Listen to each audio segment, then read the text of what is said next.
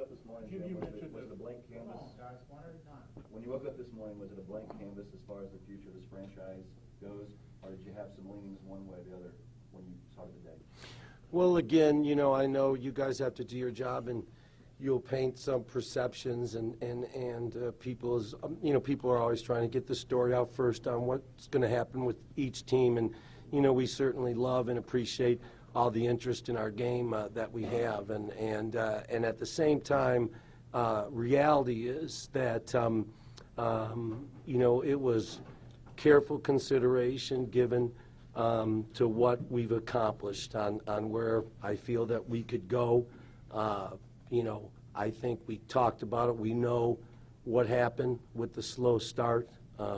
We know, you know, why we got out 0-2 and got off slow.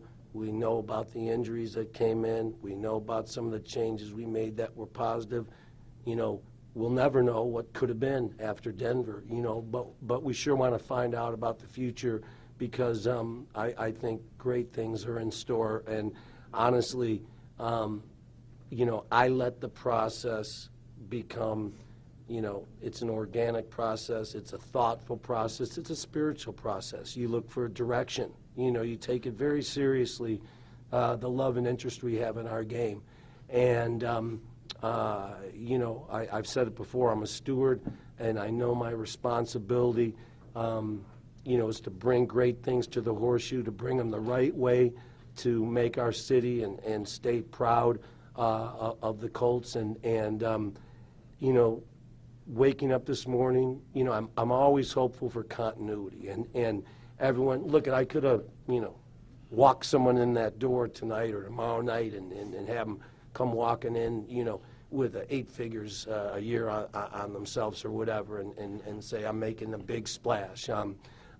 Look, if that was the best for us, believe me, I would do it. You know, this guy's a great coach. I mean, you don't have to go too far to ask a lot of people about, you know, what he's done. Like I said, you know, what we did in the first 4 years, Bill Polian's going to the Hall of Fame. Ryan's outdone him, you know.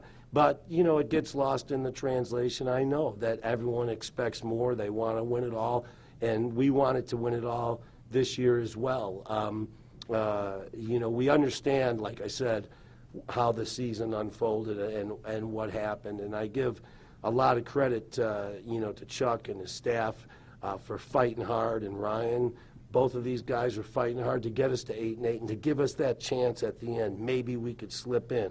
And Andrew was going to pass that kidney test, you know, maybe this Friday or certainly the next one. I mean, he would have been back for the divisional round, I'm pretty sure, and maybe the wild card round. So we would have loved to have that chance. We know, you know, 6 points with Houston here at home. That's tough. We still split with them. You know, Matt going down there and winning in Houston when they were against the ropes. I mean, we did a lot of great things. You know, the Denver game and coming back off of, you know, Pittsburgh, Jacksonville and steadying the ship. So, again, when the day started, my hope was that the right direction for us would be continuity and keeping this thing together. And I'm really thankful because I've invested a lot in these guys. You know, I told them in the championship game in Foxborough, look around, take it in, learn from this. This is what's going to make us better. These guys started out never having been a head coach and general manager before, and they've accomplished a lot more than most would have ever accomplished in their first 4 years. We want more and all that sort of thing. But Andrew's going to be healthy. We're excited. We're going to have to get probably a little bit younger going forward and that sort of thing. But we're excited about the future. And I'm just really happy that we're able to use the continuity, to use our experience and to go forward. Like I said, you can make a big splash and all that sort of thing. But this, trust me, is best for our franchise. It really is, and I'm excited about being able to get it done and be here tonight on Monday night. Hey, Jim, you said you want to keep Chuck in Ryan tied together contract-wise. Did Ryan get a new contract too? Yeah, him and Chuck, they're both going forward together. You know, Chuck made a point of that, unsolicited, alone in my office, you know, and, you know, I had no problem with that. And so, you know, we're not announcing anything or anything like that along Ryan's line, but yes, Ryan contractually, you know, is going forward with Chuck. You know, we're not going to have, you know, an update on Ryan Grigson in June. I mean, this, you know, we're moving forward. This is our team. This is our guys. You know, these guys are ready. And, you know, like I said, there's been a lot reported, a lot written. You know, like I said, I know what the reality is, and this is definitely what's best for the Indianapolis Colts going forward. I'm sure of that. Jim, if you had to have these conversations you referenced earlier today, then clearly there were things you wanted resolved.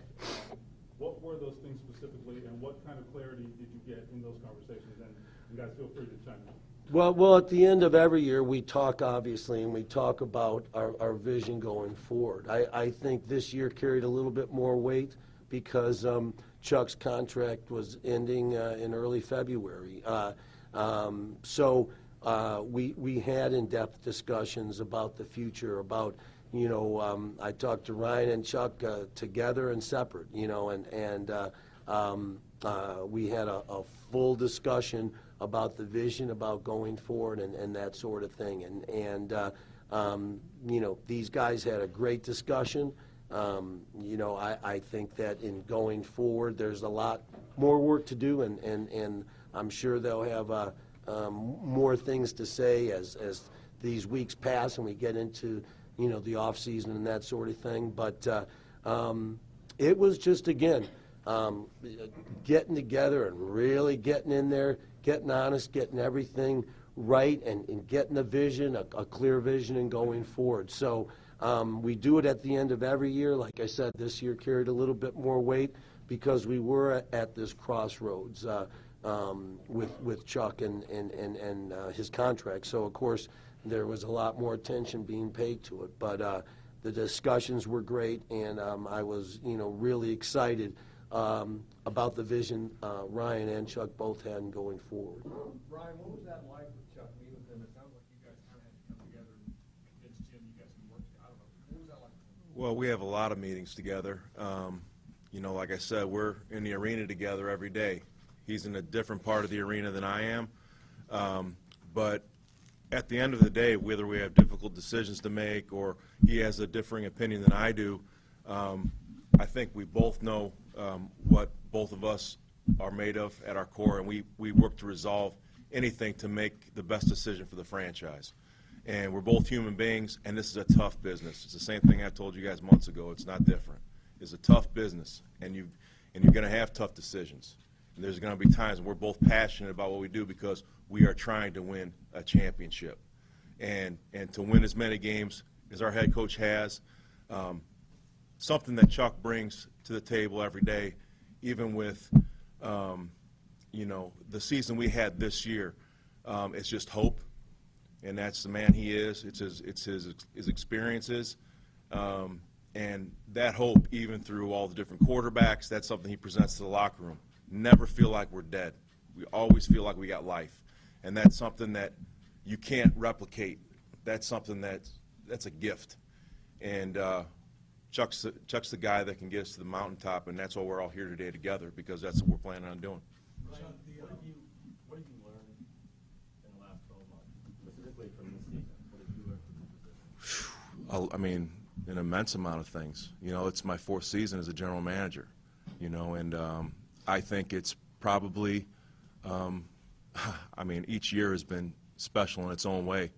You know, 2012, you know, that was incredible as well. But I think you learn the most about yourself, about people around you, everything through adversity. Coach always says, you learn, character is revealed through adversity. So we're human. We make mistakes. But we're constantly striving to win, and that's at the root of what he and I do every day. And, you know, I'm grateful. Coach said something after the game the other day, and I think, you know, people scratch their head or something like that about, you know, 8-8 being a special year. You know, we're trying to achieve something great, and sometimes you have to go through rough times to be able to build and have something special staring at the face in the end. So what we went through this year in that adversity, I believe, from Andrew Luck to myself to Coach Pagano, that adversity is what's going to springboard us to greatness, because that's life. That's life. And he's a fighter, I'm a fighter, Jim's a fighter, and all three of us are going to fight together till we get the crown. Chuck, the fans pretty passionate about you, wanting you to stick around and stay here. Did you sense that at all? You've just been around the fans the last couple of days. Yeah, I mean, they're the best fans in the entire, you know, National Football League, this community. Like I said, AC, I'm blessed. You know, back in 2012, I wasn't on the job, you know, but a few months, you know, 6 months, you know, before my circumstances and the way this, you know, this community embraced me during that time. They didn't know me from anyone, and it was Hoosier hospitality at its finest until you live it, the way we all lived it. Again, I'm forever grateful, and I found out really early on in my tenure here just how the people, the great people of this state and this city and this community, just how good they are, and how big of hearts they have, and it just speaks volumes about again this community and these fans, and again I'm blessed, and this is a great day, you know, for all of us, and moving forward we're obviously extremely excited. I'm blessed beyond. Yeah, and let me just add this too, guys, you know, as we're wrapping it up, like, you know, look, if you think I'm going to let someone, you know, bully my head coach, you're wrong. You don't know me, you know. Ryan's not that type of guy, you know, but if you think I'm going to have that in my organization, you're wrong. You know, you don't know me. That's not going to happen. We're going to stay and be together. And the other thing I'll just add in closing is, if my coach wants to celebrate a victory, we're going to celebrate a victory. I don't, you know, sorry, but it's tough to win in this league. You know, put on a head coaching hat sometime and give it a try, you know. So we're going to celebrate a victory when my head coach wants to celebrate a victory. And no one's bullying anyone in my organization. I just want to end on that. You know, trust me on that one. That's the truth. So we're united. We got a lot of fire. We're excited about the season. And, you know, it just happens to be a great feel-good story. We didn't really write it that way. But, of course, they want this guy around because, you know, but he's a hell of a football coach. You know, trust me on that. And we're lucky to have him. So God bless. Thanks for staying with us all day. And we are glad we could get something done. So thank you, guys. Good night. Good night. Stand up next to each other for